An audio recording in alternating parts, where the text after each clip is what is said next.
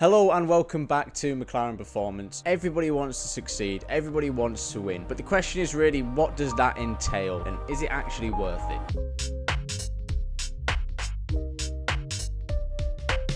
I was watching something the other day. It kind of reminded me of something that I've talked about a few times before. What really those ingredients are for someone to succeed. What does that person have that does really well in life, that succeeds in sports, whatever that is? And it's really a contradiction between two things. One of those things being a real strong desire to do something, a sort of belief in yourself beyond anyone else, and that's really contradicted with that person's insecurity as well, the thing that's holding them back also. And I think the tension between those two things is often what leads someone to be ridiculously successful, important, really influential, everything like that. To be fair, overall, I don't think those secret ingredients to success are really so secret. You've got to work hard, you've got to have a talent for something, you've got to commit to it, have a little bit of luck as well. It's pretty straightforward as to what that is. But the real question that I ask quite a lot is whether all of that is worth it, whether all of that is necessary, whether being the absolute number one top successful possible person you can possibly be is really the point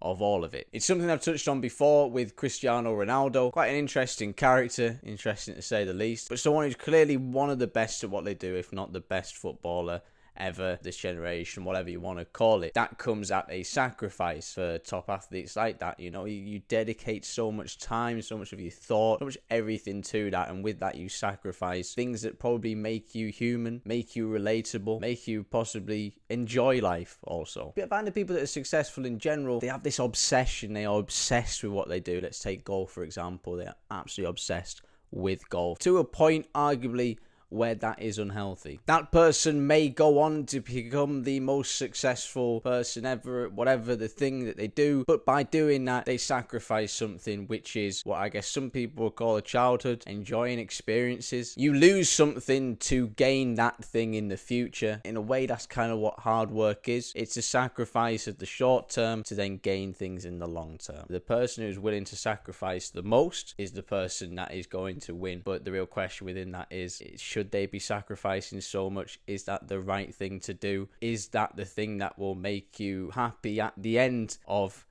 a life? And it's a question that I've faced now quite a lot. For one, developing young golfers, developing them into professional athletes, it's something I have to consider quite a lot, because I want to do that without sacrificing those things like having a childhood, like being mentally healthy, having good well-being, everything like that. And so my question is that really possible? Can someone become the best person they can be at a particular thing and do that without really serious sacrifices to the things I've just discussed there? A point I've always argued, and something I'm really hopeful for anyway, is that it's possible to have both. It's possible to have high levels of performance and to have that alongside good well-being. For the long term especially, I think that is really true. The thing I always talk about with, say, the process of winning, how the culture is the foundation, but I think the foundation also is good well-being, especially for long-term performance, for being consistent at what you do. It has to come from a pretty solid foundation of being mentally well. Regardless, I think there is something in between. I enjoy a life of process. I think a lot of people do and should. A life of committing yourself to something and working towards something and trying to achieve things for your own purpose, your own personal gain. Like they say, your only competition is with yourself, and to do that I think is a pretty healthy way of living. And so I don't think there's an option between pushing yourself to the absolute extreme of being the absolute possible best that you can possibly be, and then the other end of that scale being, you know what, I'm just not going to do anything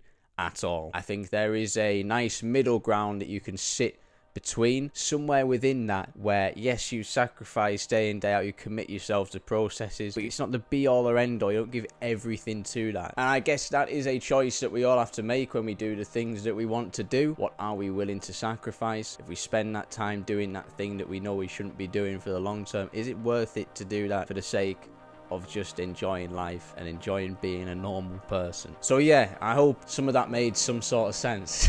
It's something I wanted to talk about, and something I do talk about a lot with clients. Making sure you have that mental well-being alongside having that performance and being the best you can possibly be as well. That is probably the best way to just live life anyway. And isn't that really the end goal that you want, more so than getting that trophy, doing that thing? Is having good processes, having good time, seconds, having a good life in general. But yeah, thank you for watching and listening, and I will see you again next week.